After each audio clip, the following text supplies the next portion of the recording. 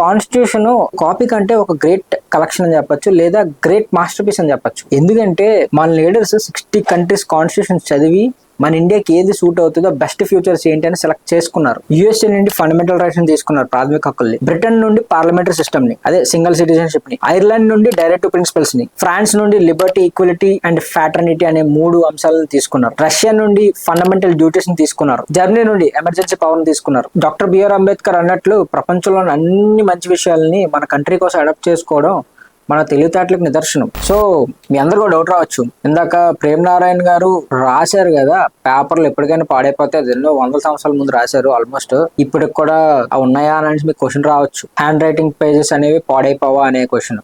అయితే అప్పట్లో గవర్నమెంట్ అనేది ఏం చేసింది దీనికోసం చెప్తా కొంచెం మీకు. న్యూఢిల్లీలో ఉన్న పార్లమెంట్ లైబ్రరీలో హీలియం గ్యాస్ నింపిన ఒక స్పెషల్ గ్లాస్ లో ఈ original English and Hindi copies ని భద్రపరిచారు. అది మన దేశ చరిత్రని ఎన్ని సంవత్సరాలైనా ఎన్ని యుగాలైనా సరే భద్రపరిచే ఒక టైం క్యాప్చర్ లాంటిది. అదే హీలియం బాక్స్.